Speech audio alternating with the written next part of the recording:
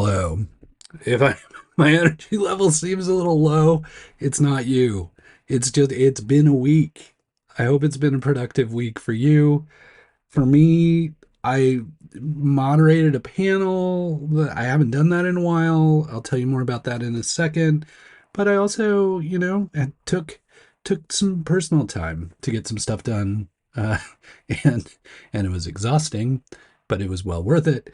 Which makes me think we should start off with maybe we should all take some personal time and relax this weekend. And a perfect way to do that is the Portland Retro Gaming Expo. I don't know if you've ever been, but if you haven't and you like old video games, you should definitely check this event out. It used to happen a little later, like mid-October.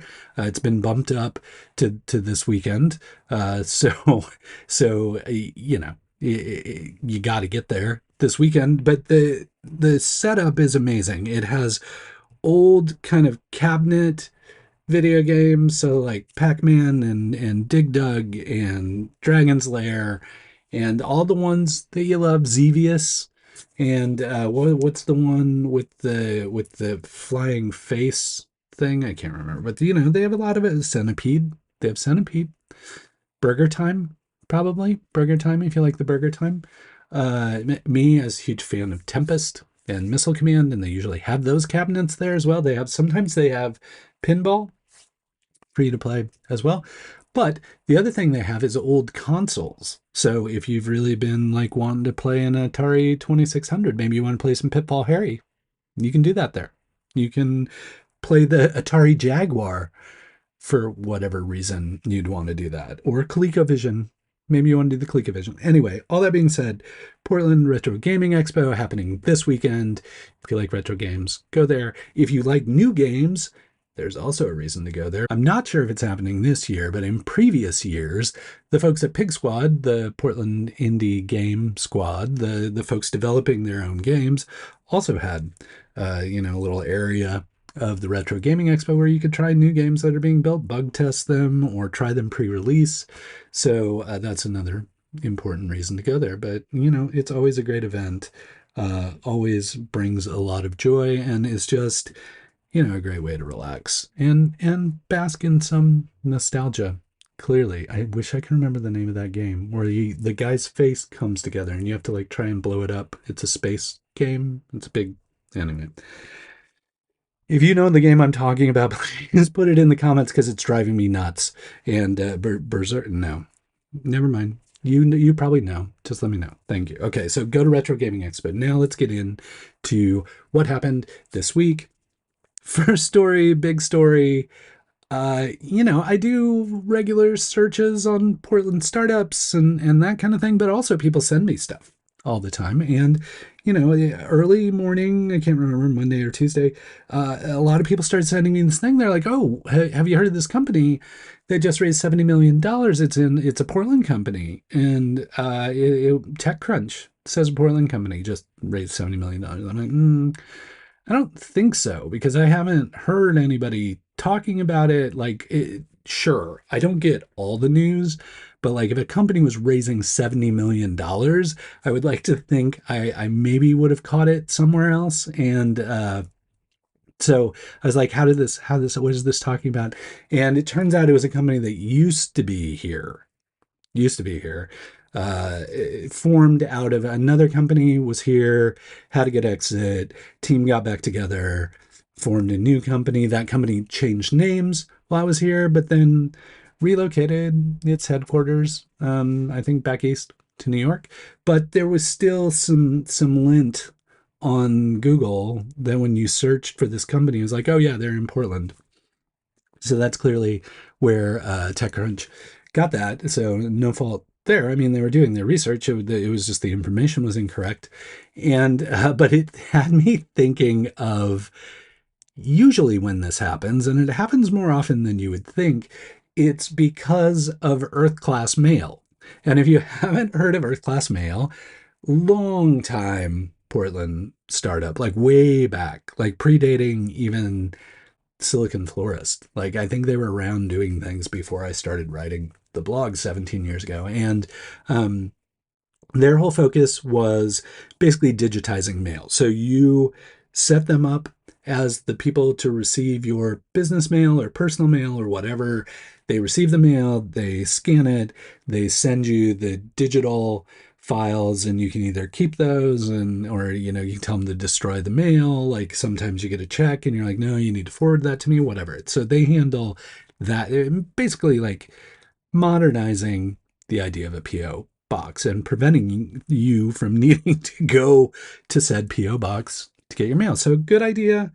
There was some drama there because they relocated to Seattle for a while and then they came back. All that being said, I just went down a historical rabbit hole. I apologize, but it is interesting because of this one thing. Well, it may be interesting because of other things, but to me, it's interesting because of this one thing. All of their PO boxes are Beaverton, Oregon. So I'll regularly get these emails or searches that say, "Oh, this Beaverton company just raised a ton of money," or "This Beaverton company just hired a big exec," and it's because their listed mail address is Earth Class Mail. It's the PO box there, and so people assume the company's in Beaverton, but it's not. So I thought this was one of those cases, but it was something entirely different. It was outdated information elsewhere. But just to clear things up, no, a Portland company did not raise $70 million this week. I'm sorry. I think there are many Portland companies that are capable of doing that and deserve to have that kind of capital to do what they're trying to do. But in this case, no, a Portland company did not raise $70 million this week. I felt a little overwhelmed this week. That's why I'm so happy I subscribed to so many things that keep me informed about what's going on. And if you'd like me to help you do the same thing, all you have to do is subscribe. I'll be here every week, keeping you up to date on what's going on in the Portland startup community and throughout Oregon. Okay, at the outset, I told you I had the opportunity. There's a great group called City Techies. They're like 4 months old. They're already up to like 600 members in their meetup group. They do regular meetups. They have a variety of formats, book clubby kind of things, or like, portfolio review kind of things, or workshops. This was really their first kind of paneled event that they'd done, I believe, in their 4 months of existence, and they invited me to moderate it. And of course, past Rick, given that he has no love for future Rick, said, "Yeah, of course, I'd be happy to moderate. Future Rick would be happy to moderate that." And it came up to this week, and I'm like, I haven't moderated a panel in quite some time. I enjoy moderating. Like I used to be okay at it, but but I got the pre-show jitters pretty badly because I hadn't moderated anything in a while. But anyway, the group was amazing. I got to talk to 3 founders, all who are of course using AI in some amazing way. But here's the big bonus. So did the talk. The founders were amazing, insightful, inspiring, honest.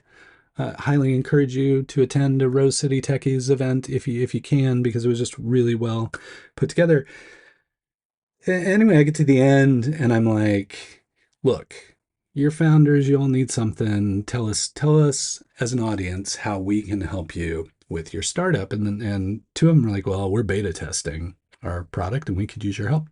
And then one's like, well, we're in market.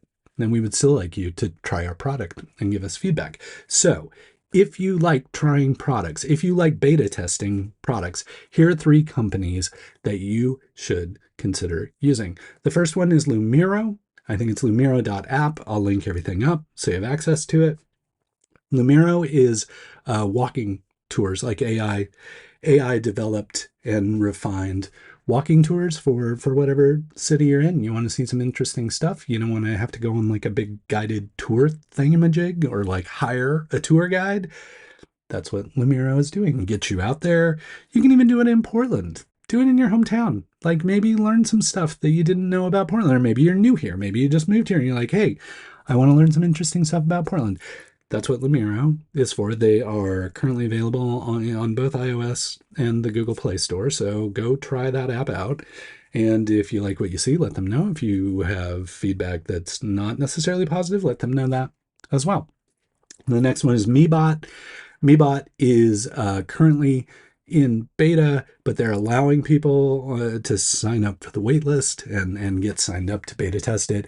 MeBot is a kind of AI avatar play where you can create avatars that then you can communicate with. So one of the examples that Peter, the founder, used was like he has an avatar of his grandma who has passed away, and he can still communicate with his grandma and have conversations with her and get her feedback and that kind of thing. You know, it could be maybe somebody else in your life. Or I've seen people use this, like Suzanne Tong at the AI science fair had done this kind of thing, but for her boss. So like she could chat with her boss's avatar and kind of get some of her boss's feedback or thoughts on things that she was working on. So it's that kind of play. So if you're interested, you have somebody in your life that you don't have all the access you would like, or somebody who's passed away or you've lost touch with, this is designed to give you access to their memories and their thoughts and the ability to chat with them. So if that's interesting to you, MeBot, currently in beta, check that out. And then the final one is MyFitCheck. MyFitCheck is really the most interesting thing about this one was just how thoughtful Araba was about the founder was about the product, because she's like, I wanted to use AI and I needed to find an opportunity to do it where it didn't have to be right. So I picked fashion and style. And she's like, the beauty of MyFitCheck is like, it doesn't necessarily have to be right. It just has to provide you with direction. So if you're not hip to all the lingo with the kids these days, my fit is basically what I'm wearing, you know, my outfit and how I'm put together. My fit, get outfit, get it? So you're welcome for the kid chat 101. So basically this uses AI to help you. You kind of say, this is my style, this is what I think I want to wear. And it not only provides you with guidance, but also provides you with imagery to show you how to put that fit together. And they're early beta, have a wait list. If that sounds interesting to you, you know, my head automatically goes to Clueless, where Cher is like in her closet, like matching the clothes together. Like that's immediately what I always think about. But if you're interested in trying something like that, if you need help with your fashion, clearly I'm dialed on my fashion with the hat and the t-shirt constantly.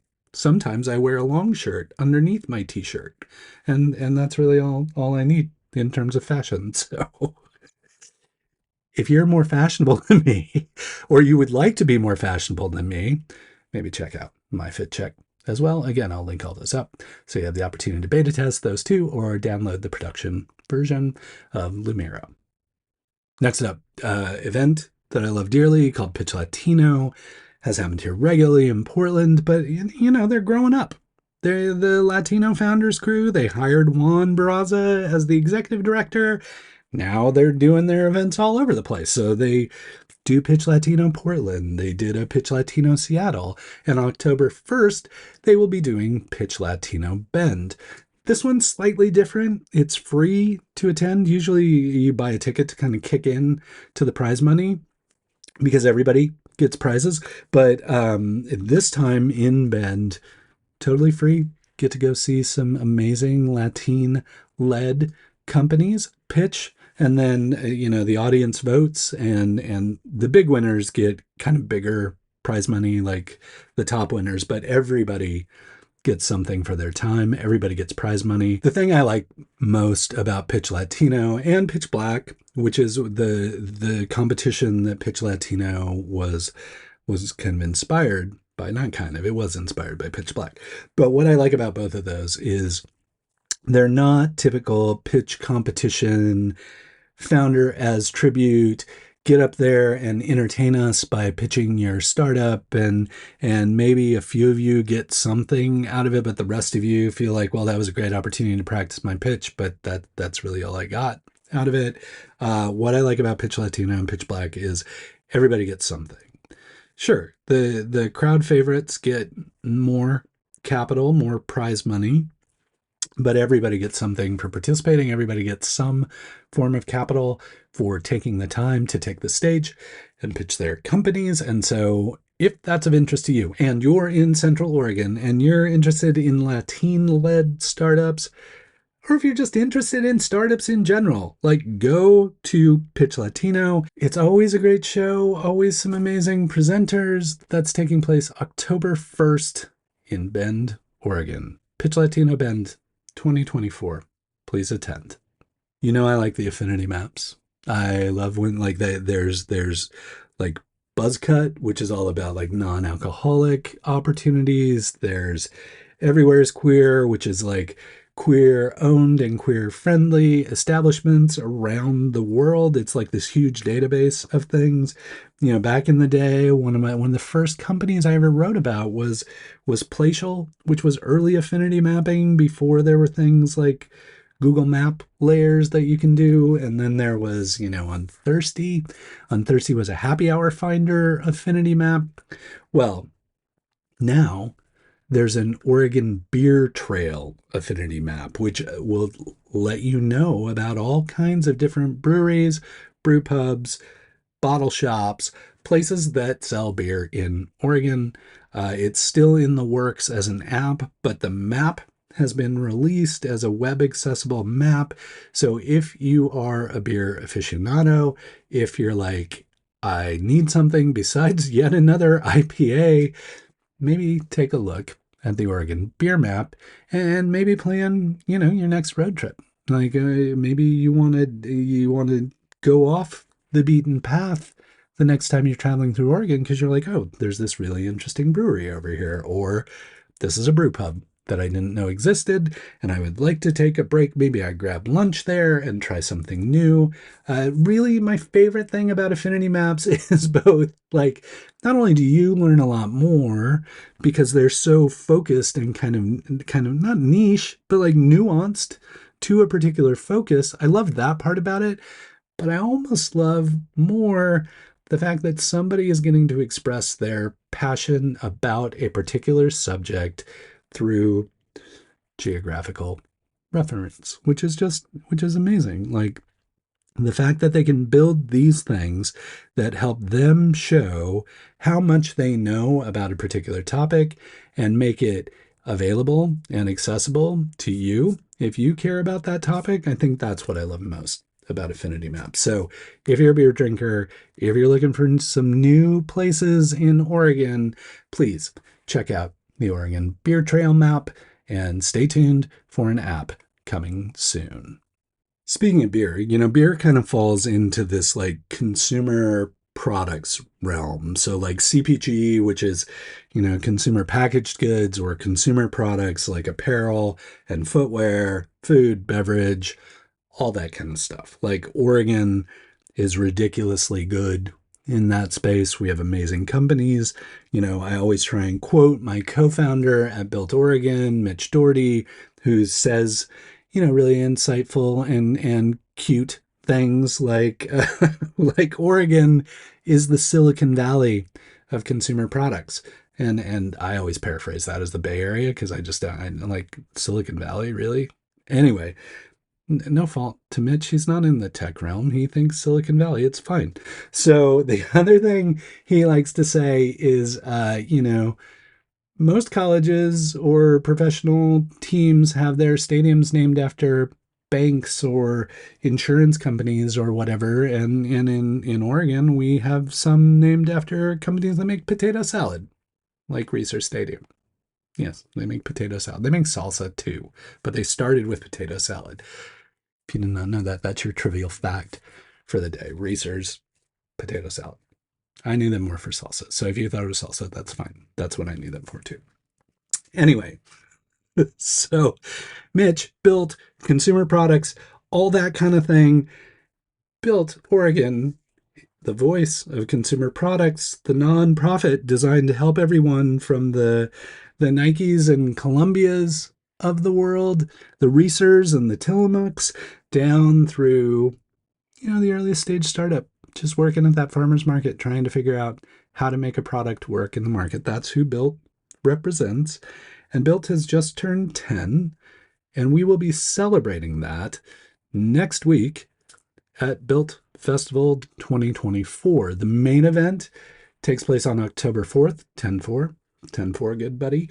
It's pretty much an all-day event. Starts in the morning, goes through early evening, late afternoon, early evening, like late afternoon with the actual panels, and then, after party kind of thing. But anyway, if you are interested in consumer products in Oregon, if you are in the consumer product space and you're like, I talk to everybody I work with, but I would like to talk to more people from the community, that's what the Built Festival is designed to do. It's designed to bring the community together, to celebrate what's happening here, to get people connected. And as luck would have it, tickets are still available. So if that sounds interesting to you, tickets are $45 and it's, well worth every penny. Not only will you see speakers, people will be tabling and showing products. So you get to talk directly to people who are making the products. Like it's a good time. You get to meet a bunch of different people.